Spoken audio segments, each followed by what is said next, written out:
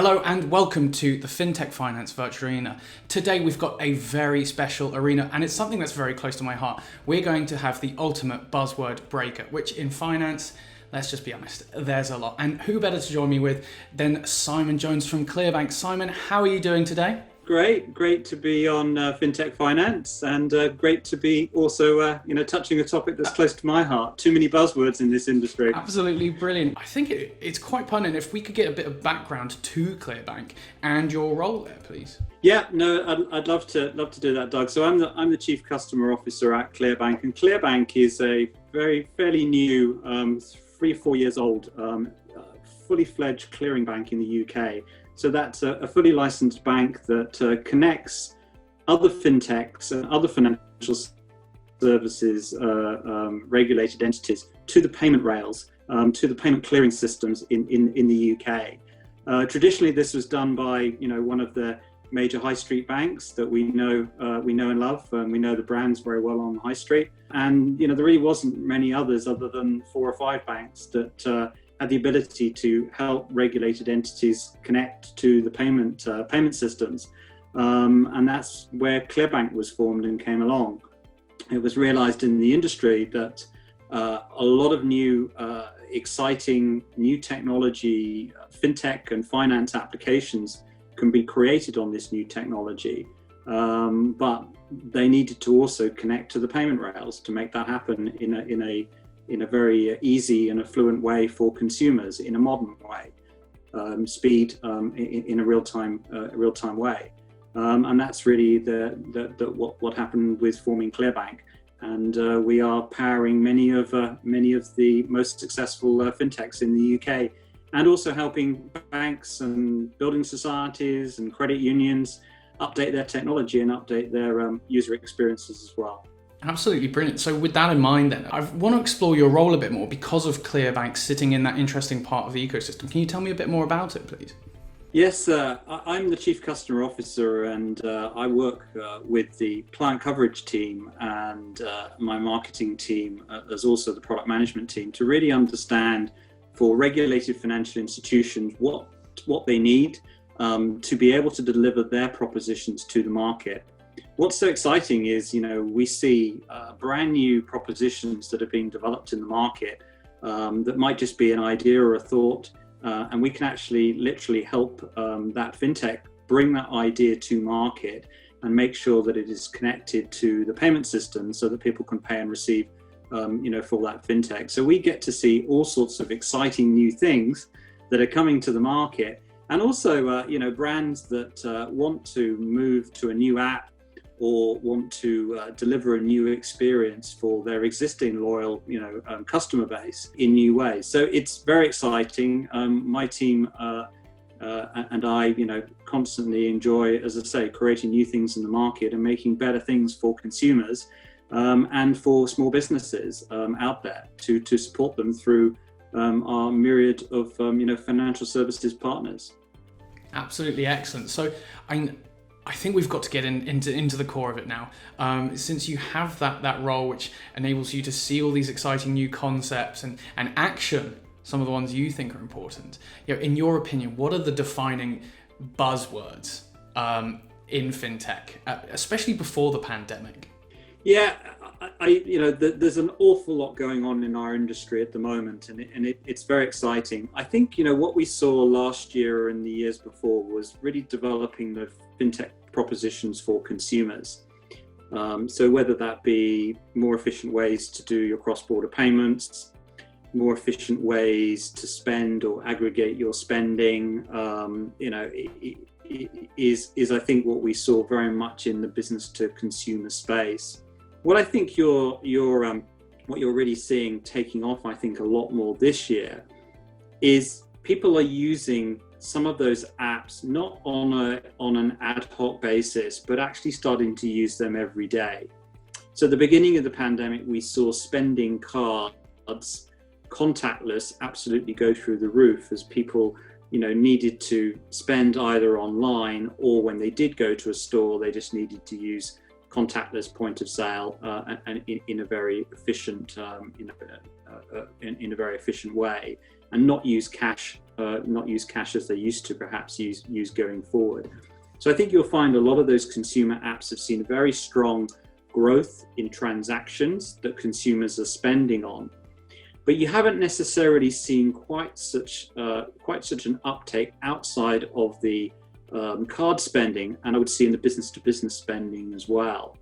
But what the pandemic has driven is that a lot of business-to-business spending, can no longer happen with a check, for example, and needs to happen either online, similar to how we are from a consumer perspective, or if we are concluding a transaction, doing an order, then finishing it with a bank-to-bank payment, that is done, through an efficient way.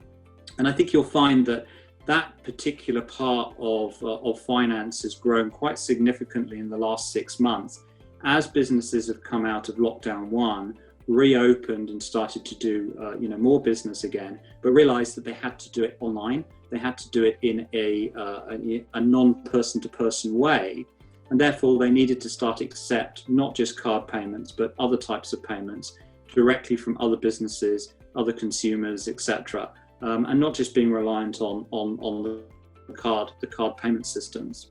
So I think that's been certainly a thing that we're certainly seeing happening more in the industry. And I think it's finally also starting to leverage, and I'm going to use a buzzword, but I don't want to use a buzzword, which I know you'll like this, Doug, but open banking, which really means nothing to a consumer and really means nothing to a business. But the reality is that we've seen open banking potentially give a business or a consumer the ability to see multiple accounts in one app in one place. But my belief before the pandemic was, great, so what can I actually do with it? And I think that's the key thing that's starting to change.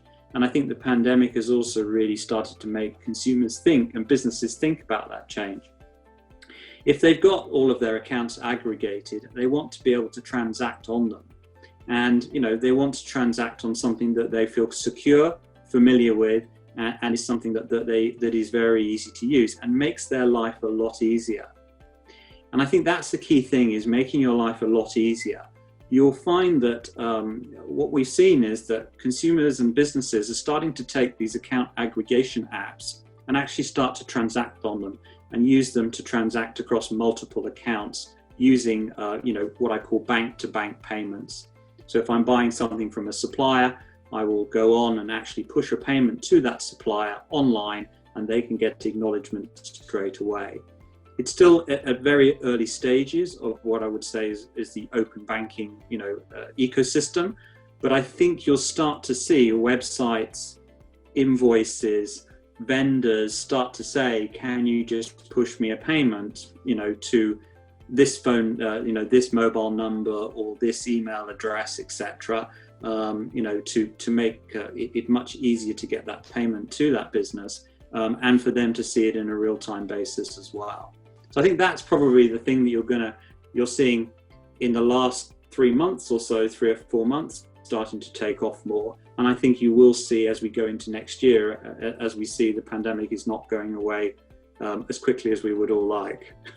I completely agree that the open banking was probably, to me as well, the defining buzzword. It was so all-encompassing. It was so, it's so pervasive in this industry. Yet I think what makes, for me, it the biggest buzzword is the fact that no one outside of the industry is even aware of it. I was just having a discussion with Samantha Seaton from Money Hub the other week, and she brought up the fact that it's very much like this kind of Gerald Ford invention and the Ford TT car. If Ford had asked what people would have wanted from their finances, they would have just asked for another horse, a faster horse. Open banking is that new step, as you said, in the next couple of months we're going to see. So with that in mind, where are we going to see the banks start peddling out some of these new kind of buzzwords like open banking, open finance? And do you think it's actually going to stick with customers? No, I think, open finance and open banking, I think the industry really does realize that it only resonates with us in the industry, and we've got to get much better at what is the value for the consumer of, doing their transactions in a slightly different way. And I think that's the important message the industry's really got to, get across. not talking about our buzzwords of open banking, starting to use the technology and the infrastructure that's been created in creative ways that is going to actually make a consumer or a business's life a lot easier. And I think, we've got to focus on that and create these propositions, which is why we're so excited, because we're working with some of the brands and some of the fintechs that are really thinking through those customer journeys and thinking, how can I make this small business or this medium-sized business's life a lot easier, or this consumer's spending a lot easier as they start to do it more and more online and not in the presence of a shop, for example. And I think that's what the industry's got to get really get thinking, and that's exciting because it allows us to get creative out there. I think one of the things that people may not necessarily realize, one of the most successful open banking payment applications actually happened during the pandemic, and that was Captain Tom's fundraising. That has been phenomenally successful, where people haven't realized it, but they've actually gone onto the website and contributed directly from their bank accounts. That is using open banking payments, and it's been very, very successful. So you don't have to use your card. You can go into the Captain Tom, giving sites, etc., and actually pay directly from your bank account. I think that's probably one of the most successful use cases that we know, during the pandemic, and I think one that everybody knows very well. Yeah. And it's interesting because also I saw that HMRC is even starting to look to use this technology as well. So it shows that across the board, we're seeing governments, consumers and banks start to use this technology, which shows that maybe, as a buzzword, it's fair to use. But if we were to be a bit harsh on ourselves now, within the industry, what do you see from fintechs or other banks when it comes to buzzwords as using within the industry and using them in probably not the most correct way? For instance, like artificial intelligence and machine learning, always using these key words, but maybe not applying the right technology behind them. Yeah, using the words itself, but actually, as you hear, what I try to do is get behind what are you actually trying to achieve, what are you trying to do? And I think, making that message very clear for a consumer or for a business or somebody trying to explain what you actually do, I think it's important to get away from that buzzword that we know, but the rest of society may not know. So I think we're going to really make things relevant for people to see how that's going to make their life a lot easier. So whether that be making a payment in an efficient way, etc. I think what you're going to start to see is on websites, more pay it buttons, more pay it button type of options. But, that might be very good for the merchant to not get paid, let's say via a credit card, to get paid by an instant payment, for example. You might get a benefit as a consumer, as that merchant is not waiting for it to be cleared by the credit card system for a few days before they actually ship it to you. Or you may find that you might get your refund quicker, for example, if you paid by that way. But I really think the industry's got to think about how to incentivize people to, use these new payment methods. And the benefit to somebody selling on the internet, for example, is quite significant, because the cost to them of processing card payments, for example, is very expensive. You've got the insurance in there as built into it as well for the consumer, but that's very expensive for the merchant. So there is a built-in incentive for the merchant to actually share a bit of that benefit with the consumer to help drive what's going to be a better experience for that consumer, but also much better from a cost perspective for that business. So what I think you're going to start to see happening is new types of loyalty programs developing. So if you make a payment using a certain payment app that you like using, they'll start to give you reward points or certain points for that, because that's actually going to be shared, back from what the merchant will have saved. But also from a consumer perspective, we all know that we like our credit card reward points. So how are we going to get us off those onto other things? I think you're going to start to see a lot more creativity around that. In my career, I can remember when reward cards started to come into the banking markets in Asia, And Asian consumers absolutely love rewards. And all they do is spend everything they possibly can on a card that gets the best rewards that they want to use, whether that be airline points or whatever. So I think you're going to see a lot more innovative thinking around those types of mechanisms that, you know, start to give a benefit to the consumer or the business to change their habit going forward, when there's definitely a benefit for the business that's receiving the money as well. Interesting. So if we were to move away from the more consumer side of things and look at within the financial institutions, one proponent of banking as a service we've seen that's maybe one of the biggest buzzwords I've heard as a while has been its modularity. So I mean, are modular systems actually what the banks want for their back-end systems? Why has this become such an industry selling point? Yeah, well, it's banking as a service. You know, as a lot of your listeners and will probably have lots of different understandings of what banking as a service is.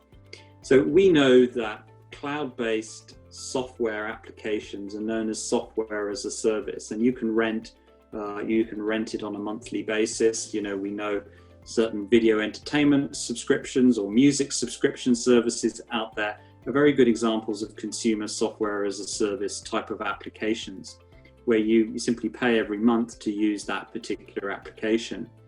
That's coming into the banking space as well, which will give fintechs and financial institutions the ability to be able to subscribe to the particular parts of the service that they actually want to use.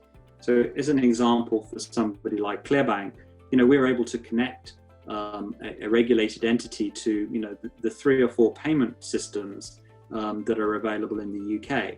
Now, that financial institution might want to be a direct member of one of the payment systems, but want to subscribe to us for the other payment systems, for example. So there's a great example of how, as you say, modularization, but the ability to subscribe to the specific services that you actually need for that particular point in time as well, in a very flexible way. I don't use the word modularity. I actually use the word that, you know, that I think is hopefully not too much of a buzzword, but a lot of software applications are being developed now as microservices. So instead of subscribing to one big piece of software that you may or may not use 50% of the functionality, what you can actually do, because the way banks like ourselves are architected on the cloud, is give the ability for a business, a financial institution, to just subscribe to the pieces that they want in a very flexible way, and switch it on and switch it off depending on how their product is evolving and how their service is evolving to their consumers. And hence it's starting to be called banking as a service, but you know, it is you know, very much to say in that guise of giving the flexibility, because the way we've architected it in the cloud gives the ability to give businesses the ability to subscribe fairly easily to each individual sets of services in a way that was not possible, you know, in pre-cloud-based technology, you know, before. So I think banking as a service is very overused, a very overused term. But somebody like ClearBank is a fully licensed bank, hence the B in front of banking as a service, and has the ability to offer those, you know, those individual types of services that a particular financial institution wants to subscribe to. So whether that be CHAPS payments, whether that be virtual accounts, whether that be faster payments, you know, it's really up to them as to how they want to configure it, which gives them a lot of flexibility. Yeah, I think that's so critical, because one thing I've certainly seen in the industry is just that the rapid change in payment technology. You brought it up in our first question, actually. And it's funny that you bring up the subscription model as well, because I mean, we've seen that become so pervasive in consumer payments. It's interesting to see the banks also applying it themselves. I mean, so with that in mind, you've touched on it slightly, but if we were to expand upon it further with payment technologies, culturally and regulatory, changing so much and so quickly, how can large institutions, even, you know, with the subscription-based model, be flexible and change their platforms this quickly when typically it would have taken them 10 years? Yeah. No, it is a huge challenge for the industry.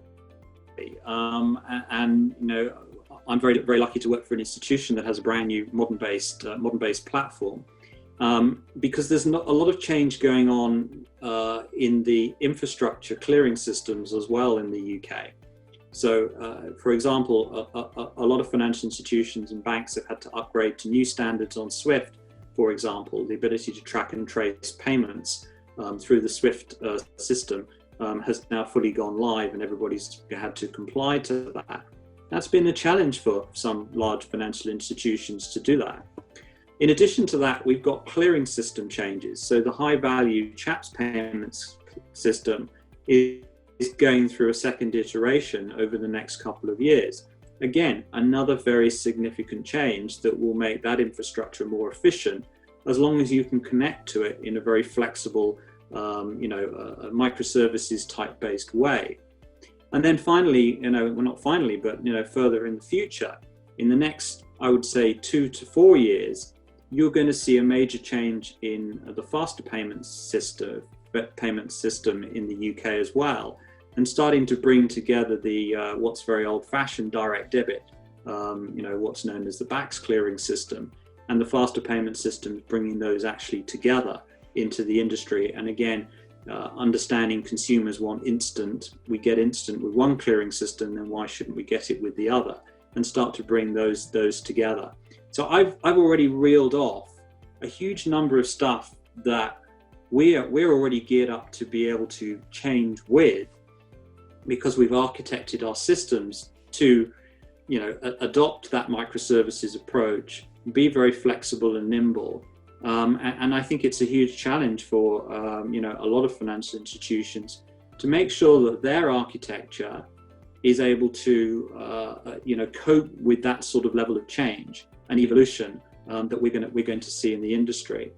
So I think there's a lot of very difficult decisions that need to be made in financial institutions around, is the legacy core banking systems, the legacy payment systems that they have, are they going to be able to deal with these changes, or do I need to significantly think about doing an upgrade or a complete change to a brand new architecture that gives me the ability to change in future at a lot lower cost? And I think that's a real challenge for the industry over the next 2-3 years to grapple with that. And I think that also puts the fintechs who already have these modern platforms in a great position, because they're able to adapt quickly, take the advantage of a new clearing system and offer a new product to a consumer in a very quick and nimble way. Would you say that consumers are now aware of these rapidly changing payment systems, and ultimately it's actually going to become a part of where certain banks can gain market share by offering up different payment services quick and easier rather than other banks? Is that actually something we're going to start seeing people, just retail banks, starting to offer?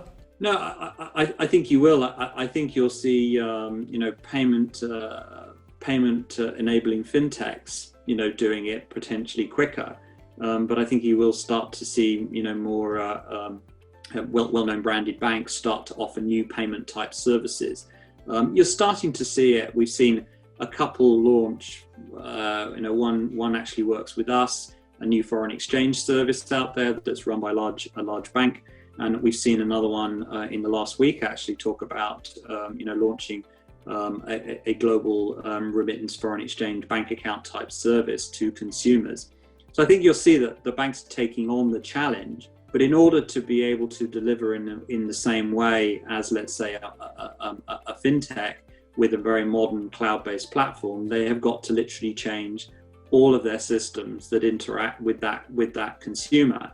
And therein lies a challenge, because there is a lot of different back-end systems in banks that potentially need to be changed to give that type of experience. So I think you will see, for the consumer and for the businesses, a lot of new opportunities for them as more competition comes into the market, which is a great thing, and provides much more choice. And I think you'll find much more choice for consumers than for businesses going forward, which is great. Now, speaking of that choice, we always hear, well, especially now that Google Pay has completely overhauled its interface and all its offerings, we keep hearing about the tech providers. It's almost become a buzzword. Be aware of Amazon's, of Google's entering in finance. Do you think this is actually going to bear fruit, or is this just another kind of buzzword that's there to scare some of the banks? The tech providers are very active in our industry. The major cloud-based platforms that we're all using are from the major tech providers, and there's not that many of them to choose from, for example. So it is very concentrated from from that perspective straight away. I think what you'll see is the ability to offer things like banking as a service actually allows you to, as a brand, potentially use somebody else's banking as a service license to provide services that are a bank account and are bank-like to your own branded consumers. So you may want to brand that yourselves, but powered by a banking as a service provider. And I think you're going to see a lot more of that starting to happen in the industry. And it's not just the tech brands, but it's other brands that want to keep close connection with their consumers down to their payment habits as well, going forward. I think you'll see that the tech providers want to be able to be a key part of the financial services infrastructure, but they don't necessarily want to become the fully regulated entities that are the banks. I think they realize that we have a strong core competency. Banking institutions do, regulated financial institutions do. Maybe that's something that they perhaps don't want to necessarily fully take on. Some of them are already regulated payment institutions, for example, but I have to say I don't see them going much further, deeper into that at this point in time. Because one other thing that they have to consider is this massive change that's going on in the industry. The movement to cloud-based technology, who's going to benefit from that? They're potentially going to benefit from that. So perhaps they don't necessarily want to, directly compete with the financial services brands, because they're going to become very important and very large customers to them in the future as well. That's so interesting, hearing how some of the larger institutions you always hear about being quite scared to move to this cloud-based system. Then obviously the large tech companies coming in and not coming into the industry because they can offer that cloud-based technology to them is absolutely fascinating. Simon, I've got to ask then. We've talked about ClearBank and how you sit in this ecosystem, how you interact with both the institutions and the customers. So what is next for ClearBank with all these new technology buzzwords and the changes to payment, technology and culture? What's next for ClearBank? I think we've got a really exciting few years ahead. As I say, there's a massive change going on here in the UK. We've made an announcement earlier this year with a partnership with JP Morgan on providing multi-currency services for our customers and FX as well. You can see us doing a lot more in that area. Particularly in a post-Brexit world, I think it's no longer just going to be transactions with Europe, but also transactions with the rest of the world. I think that's a key area that you're certainly going to see us growing and supporting. So I think, in short, ClearBank is helping creating much more choice and much more innovation and transformation in the UK financial services space. But I think as we start to go more international and we start to distribute to our financial institutions clients more interesting international services, I think you'll start to see us becoming much more relevant even on a global basis going forward. And I think that's really exciting. I think the transformation that's happening in the UK market is only a small part. If we could then move into a global context around that. And I think one of the reasons why the UK ecosystem is so advanced and exciting in that area is our instant payment systems, so faster payments, has been around for nearly 10 years now in the UK. Some markets, Europe, even the US, hasn't even got really an instant payment system that's accessible, cross border.